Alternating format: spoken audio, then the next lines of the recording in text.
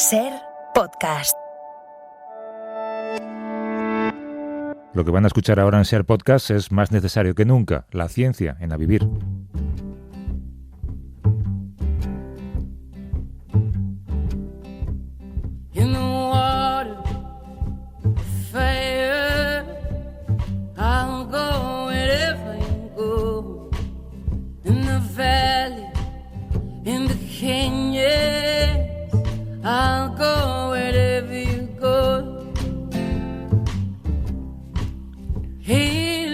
Pero Estupiñán es químico, es bioquímico, conduce en la 2 El cazador de cerebros. Javier Sampedro es doctor en genética y en biología molecular, colabora con El País. Voy a saludar en orden porque creo que con Pera hay un retardo que vamos a comprobar enseguida. Hacemos un experimento científico que es contar. Primero a ti, Javier, que tú no tienes retardo. ¿Cómo estás? 1, 2... No, tú estás en Plasencia, ¿no? Sí, estoy en Plasencia. ¿Ya para el verano? ¿Ya para escribir desde allí? No, he venido el fin de semana, sí. A ver cómo van las cerezas por aquí. Ha habido algunos daños por las lluvias de la semana pasada, pero vamos, está todo el mundo en campaña aquí y bueno, la cosecha parece que va a ser bastante buena. Yo sé que siempre vas para allá para seguir con tu dieta vegetariana, así que espero que la mantengas. Bueno, de momento la verdad es que no he probado ni una verdura. Tampoco hacen daño, ¿eh? Vamos a ver. Espera, ¿cómo estás? Buenos días.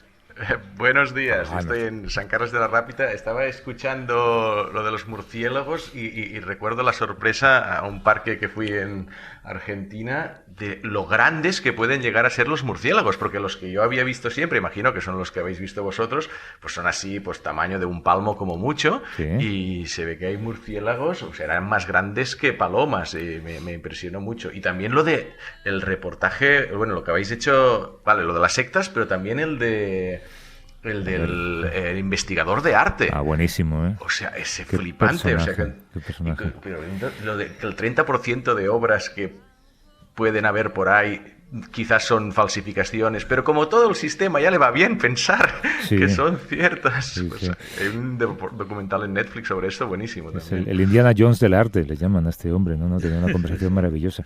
Oye, ¿os habéis quitado la mascarilla o sois del 62% de españoles que dice que la va a seguir usando aunque no sea obligatoria en exteriores? A mí me está costando, ¿eh? Me tengo que forzar un poco a quitármela en exteriores. Pero sí, voy haciendo mis pinitos, sí, más o menos. ¿Tú, Pera? Yo me la quité. ¿Sí? En exteriores, claro. Claro. Bueno, con barba molesta a lo mejor más, ¿no? Tú que tienes barba y igual es más fácil quitársela, ¿no? Sí, no sé. Bueno, yo es que ahora también estoy en un pueblo de playa, en el aire libre. Soy un poco despreocupado, reconozco en general. Ya está. Bueno, despreocupado, pero dentro de las normas siempre, ¿eh? Eso que conste. Sí. Oye, hay una noticia que vimos hace un par de días. Este científico estadounidense, Jesse Bloom, que ha descubierto que las primeras secuencias genómicas del coronavirus en Wuhan fueron borradas de una base de datos internacional. Creo que este hombre no hackeó nada, pero fue como una hormiguita trabajando hasta que encontró esos archivos y vio que parte de los archivos faltaban. Y además encontró los archivos eliminados gracias a que habían estado subidos, una copia de ellos, a la nube, a Google Drive. Claro, esto demostraría, si todo fuera cierto y todo fuera fácil, que China sí que tenía la intención de ocultar la aparición del virus. Yo no sé en qué punto estáis aquí. Sí, exacto, porque no es que esas secuencias nos digan nada que no supiéramos, ¿no? Ya sabíamos que el virus no surgió en el mercado de Wuhan cuando nos enteramos, sino que tenía que haber casos anteriores forzosamente. Y esto, bueno, pues estaría de acuerdo con esa conclusión. Lo raro es que el investigador chino se hubiera preocupado de borrar la secuencia. Eso es lo que hace, convierte en sospechoso el hecho este, ¿no? Claro. Y esta semana además un artículo de Nature confirma algo que se lleva meses estudiando, que es cómo los anticuerpos se transmiten de madres a bebés a través de la leche materna. El siguiente paso es descubrir cómo y por cuánto tiempo están esos bebés protegidos contra el COVID, ¿no? Claro, claro. Es un estudio muy bonito, porque de alguna forma con las prisas pues no se incluyeron madres embarazadas o lactantes en los estudios, como muchos otros sectores que no se pudieron, que se están incluyendo poco a poco, y sí que hay algunas vacunas que no son recomendadas para embarazadas o para lactantes.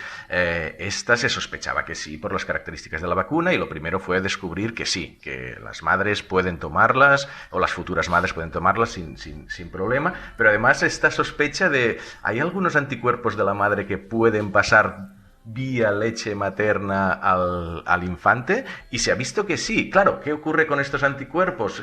Se destruyen porque, claro, las vacunas se ponen vía sanguínea, vía muscular, no quizás el sistema digestivo los destruye, quizás aguantan un poquito pero no mucho, y esto es la siguiente fase de ver si un poco de protección a los niños, a los bebés les genera. Se supone que quizás durante un tiempito sí, pero bueno, es bonito todos estos estudios. Es algo muy común. Los bebés nacen con un sistema inmune completamente inmaduro que los deja desprotegidos frente a todas las infecciones. Pobrecitos. Claro, y sus defensas durante los meses de lactancia vienen de anticuerpos maternos contra cualquier enfermedad común, ¿no? Claro. Porque ellos están completamente desprotegidos. Así que es muy común que los anticuerpos pasen por la leche, y también por vía placentaria, ¿no? Durante el embarazo. Es algo que no es una sorpresa realmente. Sí, y algo a lo que hay que dar tiempo. Hemos hablado aquí muchas veces cuando también la gente pregunta y los estudios plantean, ¿no? ¿Cuánto tiempo va a durar la vacuna? ¿Cada cuánto tiempo hay que vacunarse? ¿Cuánto duran los anticuerpos? Pues es que no se sabe porque tiene que pasar tiempo primero, ¿no? Oye, lo cual me recuerda una duda que planteó un oyente hace un par de semanas y lo pusimos como deberes y se nos ha olvidado volver a ello. La pregunta que hacía es, ¿con las transfusiones de sangre de alguien con anticuerpos se puede inmunizar a la persona receptora? Yo creo que no, porque sí que se han utilizado terapéuticamente. O sea, pero para un caso muy grave, para casos muy graves de COVID, pues se han inyectado anticuerpos obtenidos. En aquel caso todavía no era de gente vacunada, sino de gente que había pasado la infección. Pero claro, tú para inmunizarte lo que necesitas es algo que se parezca al virus, no a los anticuerpos dirigidos contra el virus, porque los anticuerpos están sueltos por la sangre, no se reproducen, digamos.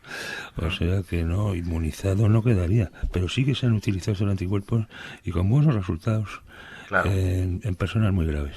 Claro, la terapia es de plasma esta que al principio de la pandemia se habló mucho, de la gente que se estaba contagiando, pues purificar plasma con anticuerpos, pero no para inmunizar, sino para una lucha puntual en el momento que estás enfermo, pues te pongo anticuerpos de otra persona que pueden hacer una función. Exactamente. Por cierto, hablando de plasma contra el COVID, de medicamentos experimentales contra el COVID, os recomiendo que leáis un avance de un libro que se va a publicar en Estados Unidos sobre lo enfermo que estuvo Trump realmente cuando tenía COVID y la situación de crisis que se produjo alrededor entre todo el equipo médico, viendo que se iba. Es que no me sorprende. Yo cuando le vi subir las escaleras para dirigirse al público después de haber pasado la infección, se dirigió al público desde el primer piso, ¿no?, de la Casa Blanca. Y llegó, subió por las escaleras, no quiso coger el ascensor por alguna razón, y llegó desfondado, lo vimos todos en la tele, y estaba desfondado y no podía respirar, vamos. Y no me sorprende, ¿no? Sí, y hubo que tramitar con la máxima urgencia el uso de medicamentos experimentales, sin decir a la Agencia de Medicamentos estadounidense para quién era el medicamento, pero era para alguien importante, y al final le dieron todo lo que había experimental en ese momento, Y va a ser muy interesante cuando se publique ese libro. Oye, si quieren hacer preguntas a Javier Rapera, nos pueden llamar o dejar un mensaje es un teléfono de WhatsApp, a ver si al final de este espacio hay un huequecito, 638-855-349. Como digo, es un número de WhatsApp, si quieren dejarlo escrito o mandar una nota de audio, 638-855-349.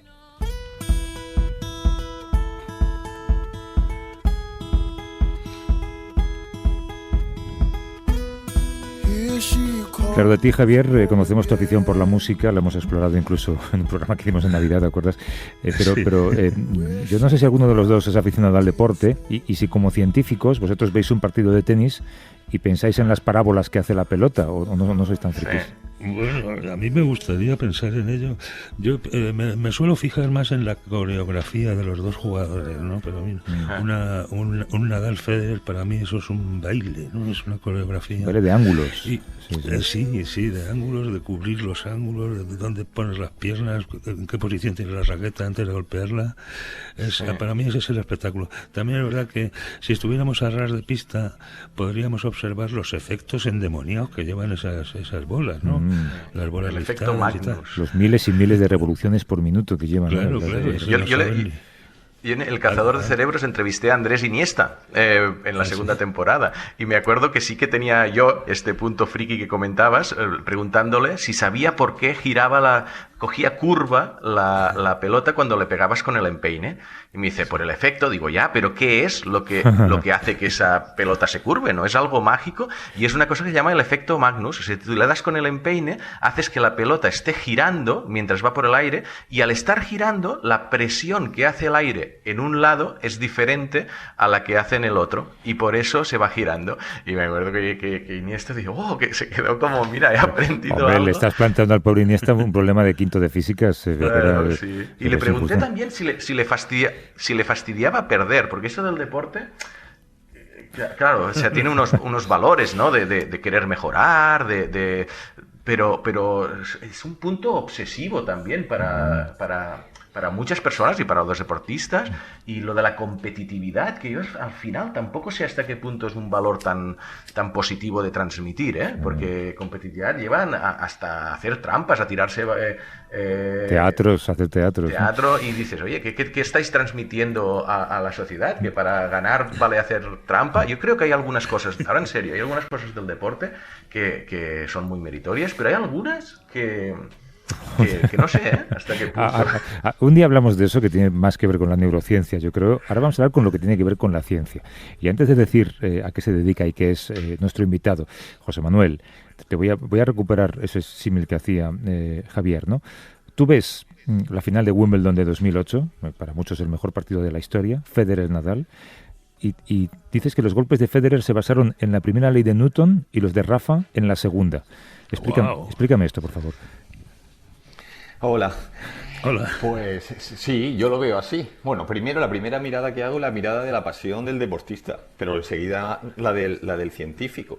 El golpe de Roger Federer es un golpe más plano, un golpe donde coge esa velocidad y donde no llega ninguna fuerza al principio, por lo cual sale, por la primera ley de Newton, sale la trayectoria totalmente recta, rápida, porque no aparece una fuerza que lo curve, que es exactamente lo contrario de lo que ocurre con los golpes de Nadal. Al principio sale con esa primera ley de Newton, rápida y fuerte y directa, pero como bien ha explicado mi gran amigo Pérez, enseguida aparece una fuerza que es la que hace que se cambie la trayectoria. El famoso banana shot de Rafa Nadal es porque aparece esa diferencia de presiones a ambos lados de la pelota, y para compensar esa diferencia de presiones aparece una fuerza de pronto que se llama la fuerza Magnus, que es la que hace que la pelota entre dentro, la misma que vimos cuando en el gol famoso de Roberto Carlos, y lo vemos en el béisbol, y es una de las leyes físicas más importantes y de aplicación en el deporte. Entonces sí, aparezco con los ojos del científico, pero con los ojos del deportista, y enseguida con los ojos del científico. Oye, tendrá más mérito usar la segunda ley de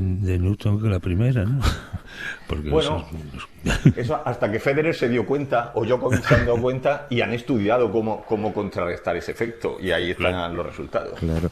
José Manuel López Nicolás, que es doctor en Ciencias Químicas, es profesor de Biología Molecular en la Universidad de Murcia y es autor de La ciencia de los campeones, y es un poco friki del deporte, además de un científico que lo estudia. Creo que en los últimos días, en esta competición de fútbol que está en marcha, ha pasado algo que tiene que ver con los penaltis. Hay frases hechas en el periodismo deportivo, esto de los partidos duran 90 minutos y tal, y hay otra que es los penaltis son una lotería. ¿Los penaltis son una lotería, José Manuel?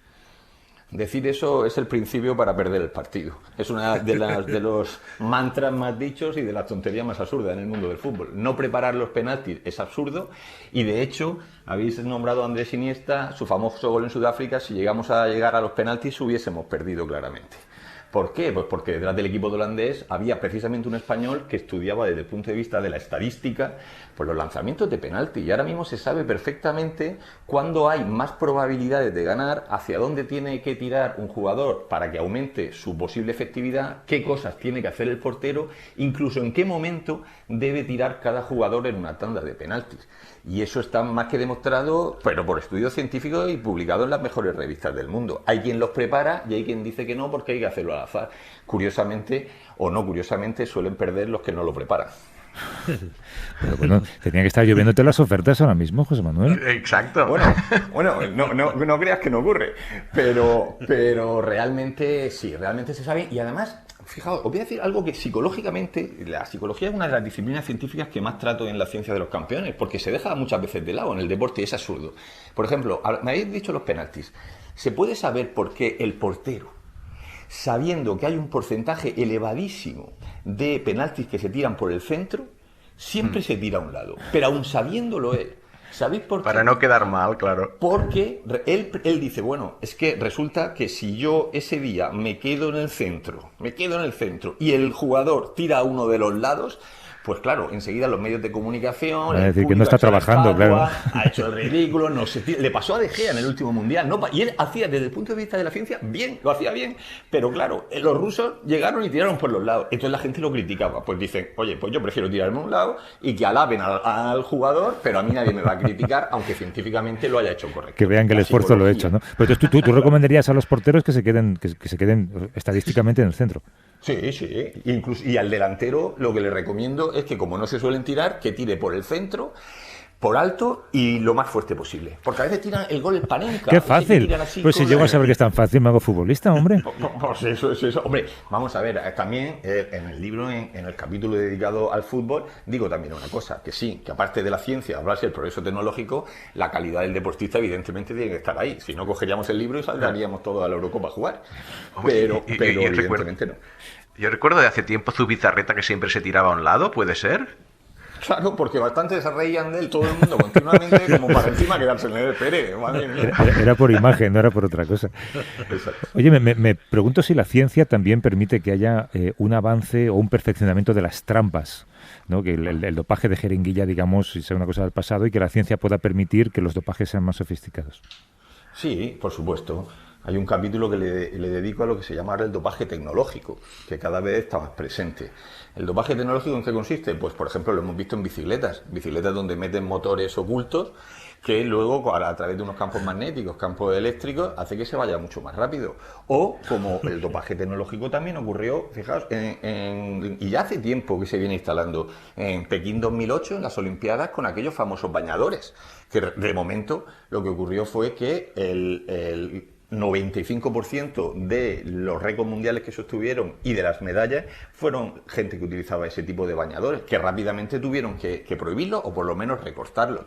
Ese dopaje tecnológico existe cada vez más. Ahora bien, no se puede ser tan rápido a la hora de hablar de dopaje. Por ejemplo, hay una cosa que preparando el libro me ha llamado mucho la atención, que es la estimulación transcraneal.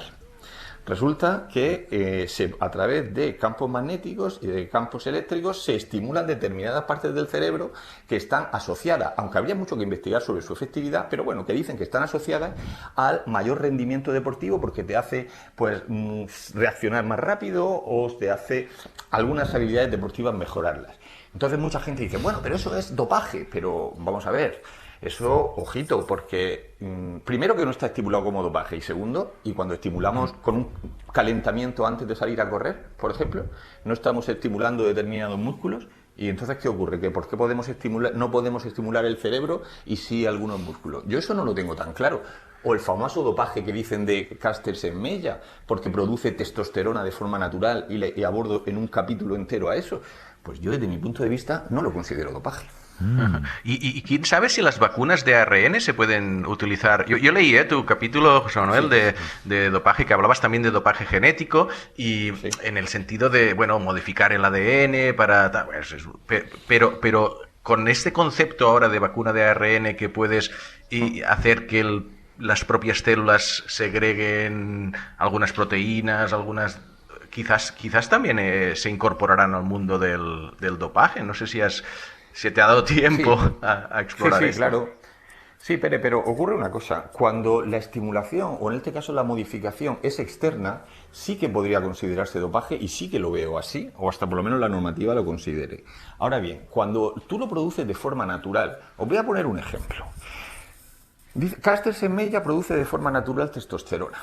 Y dicen que sus marcas, que no estoy de acuerdo, pero bueno, que sus marcas son debidas a esa producción alta de testosterona y le han obligado a ella y a otras mujeres, en ese caso, a reducir la testosterona. Bien, ahora os voy a hacer una pregunta. Michael Phelps resulta que podía nadar más tiempo que el resto debajo del agua, dejando al margen su calidad, evidentemente, porque él tiene unos quimiorreceptores que tenemos todos y que notamos la acumulación de CO2 y por eso salimos fuera porque no necesitamos respirar, pues él esos quimiorreceptores los tiene dañados y entonces no nota esa rápida subida a la superficie. Y lo tiene de forma natural. Nadie pensaba que era dopaje.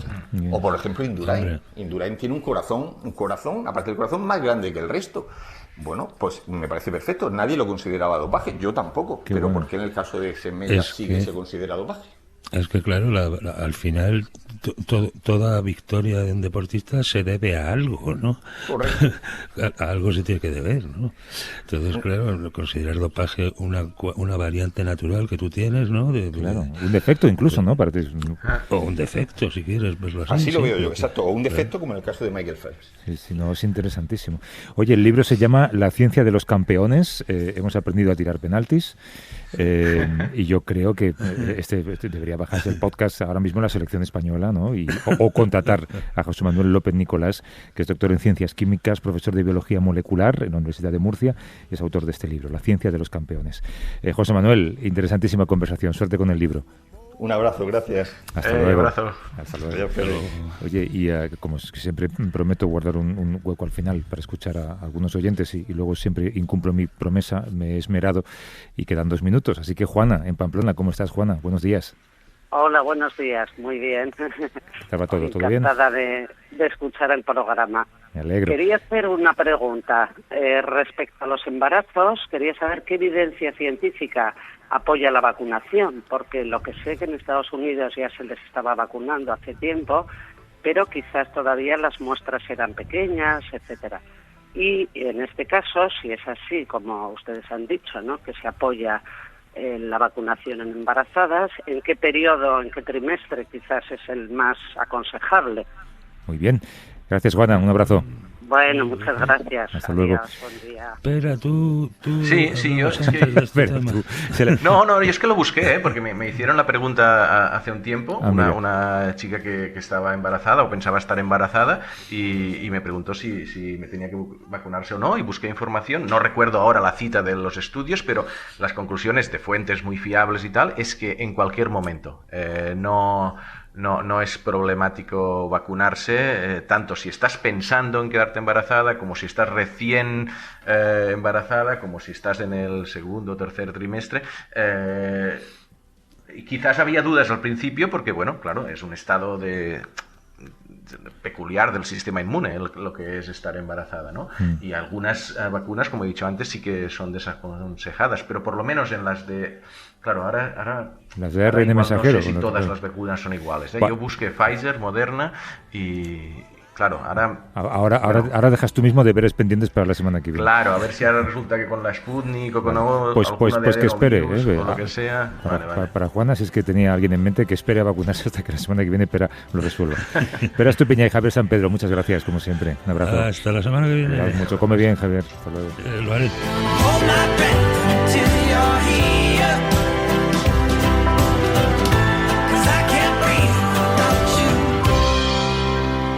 Suscríbete a La Ciencia. Todos los episodios y contenidos adicionales en la app de Cadena SER y en nuestros canales de Apple Podcast, Spotify, iVoox, Google Podcast y YouTube. Escúchanos en directo en la SER los domingos a las 10 de la mañana. Cadena SER. La radio.